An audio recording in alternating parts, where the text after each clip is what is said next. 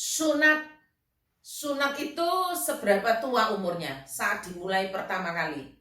Kalau kita buka Alkitab, maka kata sunat pertama kali ditemukan di Kejadian 17 ayat 10 yang mengatakan begini, ketika Tuhan memerintahkan kepada Abraham sebagai tanda perjanjian antara Allah dengan Abraham dan keturunannya.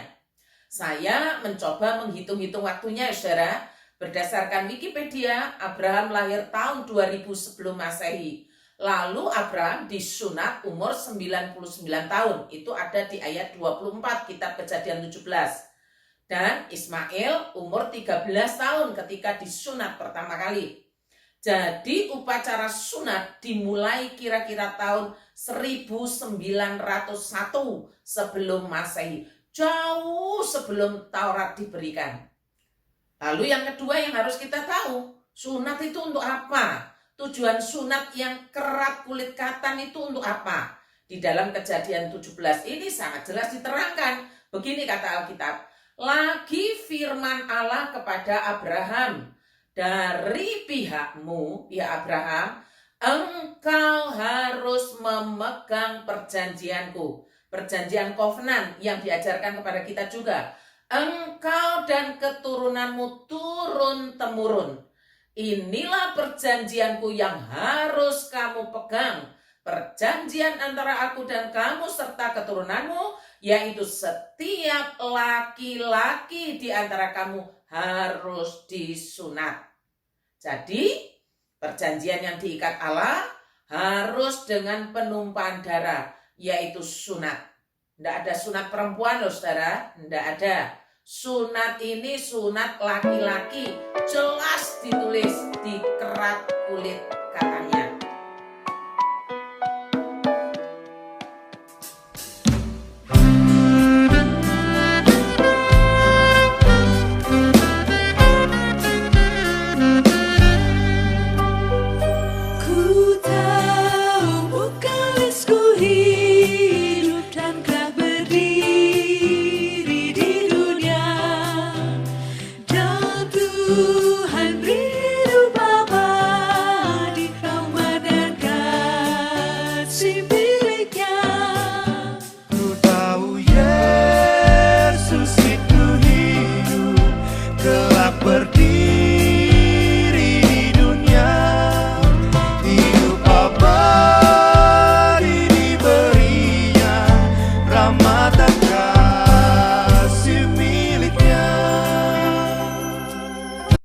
Saat teduh kita hari ini dari Kejadian 17 ayat 9 sampai 10 dan Kolose 2 ayat 11 sampai 14. Demikian sabda Allah.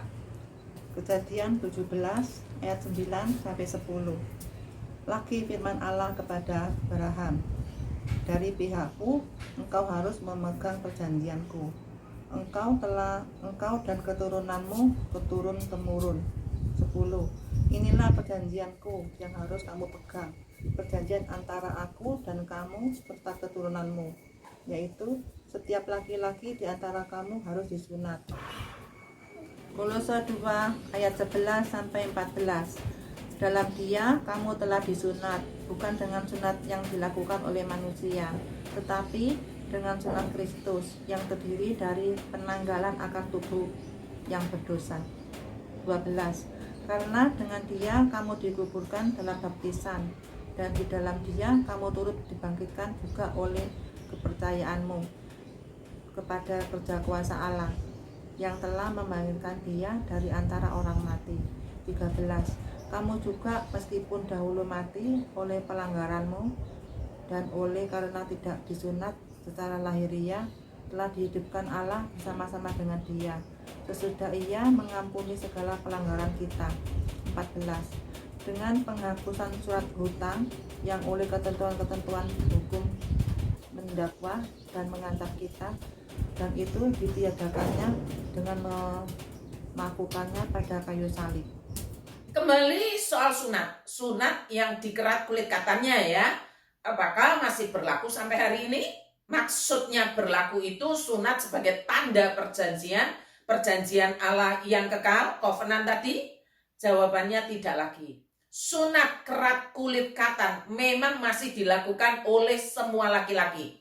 Tetapi sudah tidak menjadi tanda perjanjian, sudah tidak menjadi tanda kovenan, sebab sudah diganti dengan sunat Kristus. Apa itu sunat Kristus? Baptisan. Bukan hanya laki-laki saja sekarang yang terikat perjanjian, tetapi laki-laki dan perempuan. Ini kata Tuhan. Dalam Dia, kamu telah disunat, bukan dengan sunat yang dilakukan oleh manusia, tetapi dengan sunat Kristus yang terdiri dari penanggalan akan tubuh yang dosa, karena dengan Dia kamu dikuburkan dalam baptisan. Dan di dalam Dia kamu turut dibangkitkan juga oleh kepercayaanmu kepada kerja kuasa Allah yang telah membangkitkan Dia dari antara orang mati. Artinya apa? Yang pertama, sunat sudah diganti dengan baptisan sebagai tanda perjanjian, loh saudara. Sunat itu sudah diganti dengan baptisan. Baptisan dalam nama Bapa, Allah Putra, dan Allah Roh Kudus. Allah Tritunggal. Yang artinya kalau sudah dibaptis itu dikuburkan dan dibangkitkan bersama dengan Kristus. Lalu yang kedua, sunat sudah diganti dengan baptisan, sama artinya menempatkan laki-laki dan perempuan setara di hadapan Allah. Sama-sama berhak terikat perjanjian kekal atau kovenan. Tidak lagi bergantung laki-laki atau bergantung suami. Jadi dalam Kristen tidak ada swarga nunut, neraka katut. Tidak ada itu. Yang percaya itu yang selamat, sebab terikat perjanjian dengan Allah. Percaya berarti taat sepenuh hati. Yang ketiga, baptisan itu adalah tanda perjanjian antara Allah dengan umatnya, sehingga Allah menuntut respon. Lagi ya, Allah menuntut respon ketaatan. Banyak orang yang senang dibaptis, banyak orang yang ingin dibaptis, tetapi tidak merespon dengan ketaatan kepada Allah. Hati-hati, baptisan bukan tiket ke surga. Yang keempat, dengan menerima baptisan berarti saudara-saudara dikubur bersama dengan Kristus. Artinya apa? Artinya manusia lamanya dikubur dan bangkit bersama dengan Kristus. Artinya apa? Manusia barunya lahir. Menjadi Kristen itu bukan cuma sekedar menjadi baik, tetapi menjadi serupa dengan Kristus. Serupa dengan Kristus ini adalah proses yang terus-menerus, proses seumur hidup. Saya ingin memberikan contoh bagi kita sekalian. Ada seorang bernama As. Orang ini baik-baik, keturunan orang baik, penuh sopan santun, murah senyum, ringan tangan, rajin bekerja, rajin membantu. Setelah dibaptis, yang artinya dikubur dan bangkit bersama Yesus, masih haruskah berubah? Menurut saudara bagaimana? Kan sudah baik. Ternyata jawabannya harus berubah. Manusia lamanya harus mati dan dikubur, manusia barunya harus bangkit karena serupa dengan Tuhan Yesus. Seperti apa prakteknya? Nah, prakteknya seperti ini. Apakah As yang baik-baik itu sudah punya belas kasihan Kristus? Punya kasihnya Kristus? Punya kesabarannya Kristus? Maka contoh ini sangat baik bagi kita untuk melihat betapa orang baik-baik juga harus mati di dalam Kristus dan bangkit di dalam Kristus. Artinya dikubur dan bangkit. Artinya menerima baptisan sebagai tanda perjanjian. Bapak As yang baik-baik di atas punya 4 anak. 4. Salah satunya sangat bandel, suka melawan, seringkali membantah, memberontak. Memang Bapak As ini adalah orang baik-baik, keturunan orang baik-baik, penuh sopan santun, murah senyum, rajin juga membantu, ringan tangan. Tapi ketika menghadapi anaknya yang bandelnya minta ampun, yang suka memberontak, yang suka melawan, ia menjadi marah besar dan akhirnya dia mengusir. Katanya begini, hilang 1, masih sisa 3. Akhirnya anak yang bandel tadi meninggalkan rumah dan hidupnya makin rusak. Bapak As yang baik-baik ini masih hidup dalam manusia lamanya. Bapak As belum hidup dalam manusia barunya. Baptisannya cuma sekedar upacara. Makanya tidak dilakukannya sebagai ikatan perjanjian yang kekal. Bapak As harus bertobat, mulai memakai belas kasihan Kristus. Bapak As ini diterima Yesus bukan karena dia baik, bukan karena kelebihannya. Tapi Bapak As ini diberi belas kasihan Kristus. Maka orang yang diberi belas kasihan Kristus akan memberi belas kasihan juga. Itu namanya manusia baru. Itu namanya bangkit. Dan belas kasihan itu pertama-tama dipraktekkan kepada anaknya yang tadi bandelnya minta ampun, kepada keluarganya, kepada orang-orang terdekatnya. Contoh lain saudara, saya memakai nama anak-anak kita ya. Misalnya Amel, Arwen sudah dibaptis. Memang sudah dibaptis dua anak ini. Berarti Amel dan Arwen sudah dikubur dan sudah bangkit bersama Kristus. Amel dan Arwen diampuni Kristus sehingga menjadi manusia baru di dalam Kristus. Maka Amel dan Arwen juga harus mengampuni satu sama lain karena sudah mendapat pengampunan Kristus. Pertanyaannya, bisakah Amel dan Arwen mengampuni? Jawabannya pasti bisa. Kenapa? Karena sudah diberi pengampunan. Jadi kalau ngomong aku tidak bisa, itu keliru. Bisa. Mengapa orang yang sudah diberi pengampunan tidak mau mengampuni? Itu karena tidak mau. Orang yang diberikan pengampunan tidak mau mengampuni, orang itu masih hidup dalam manusia lamanya. Tidak ada damai sejahtera.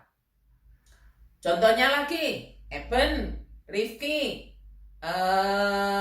Ayu Okta misalnya, sudah dibaptis. Saya tidak tahu untuk Ayu Okta ya. Berarti ketiga anak ini sudah terikat perjanjian dengan Allah. Berarti sudah mati dan bangkit bersama dengan Kristus. Berarti sudah dikasih Tuhan. Tuhan sudah mengorbankan diri untuk Eben, untuk Rifki, untuk Ayu Okta.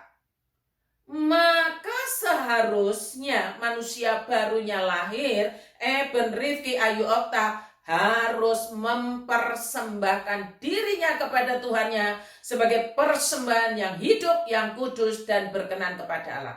Bisa apa enggak? Bisa. Mengapa? Sebab sudah menerima korban Kristus. Nah, contohnya seperti itu. Saya sengaja memakai contoh anak-anak kita. Tetapi bukan berarti saya mengabaikan yang remaja dan yang dewasa atau jemaat umum. Tidak.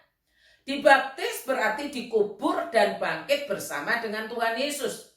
Manusia lama cenderung menyendiri. Nah ini contohnya lagi ya. Manusia lama kita tuh cenderung menyendiri, cenderung mementingkan diri sendiri, suka sendiri, tidak suka bersekutu. Tetapi setelah dibaptis, dalam artian terikat perjanjian kekal, maka akan dipersatukan dalam satu tubuh Kristus, dalam persekutuan. Persekutuan itu kan gereja namanya. Orang Kristen yang tidak bersekutu, yang senang menyendiri, yang tidak mau berkomunitas rohani, apapun alasannya, patut dipertanyakan. Apakah ia sungguh-sungguh percaya dan sungguh-sungguh sudah dibaptis? Semoga saudara-saudara paham, anak-anak paham dengan contoh-contoh ini. Baptisan bukan sekedar upacara. Baptisan adalah langkah awal menuju perubahan cara hidup serupa dengan Kristus. Tuhan memberkati kita sekalian. Selamat ulang tahun Jesselyn Angelina. Sudah dibaptis kah? Sudahkah engkau terikat perjanjian Allah? Semoga ya, terus doakan. Mari kita berdoa. Terima kasih Tuhan, Tuhan telah menetapkan sunat Kristus, yaitu baptisan sebagai tanda perjanjian baru dalam Kristus. Sehingga laki-laki dan perempuan setara di hadapan Allah. Mohon Roh Kudus meneguhkan tanda itu dalam diri jemaatmu dan hidup dalam ajaran yang terkandung dalam baptisan itu, yaitu mati dan bangkit bersama dengan Kristus, bersekutu dengan Kristus dan sesama. Mendoakan untuk Jesselyn Angelina yang berulang tahun hari ini. Karuniakanlah iman kepadanya, untuk mempercayai dirimu dan setia di dalam perjanjianmu. Kesetiaan terhadap perjanjian itu akan diajarkan oleh ayahnya. Karena itu bersama-sama dengan Jason dan Han-Han ayahnya, bahkan seisi rumahnya, karuniakanlah iman untuk percaya. Terima kasih Tuhan, di dalam nama Tuhan Yesus kami memohon dan berdoa. Amin.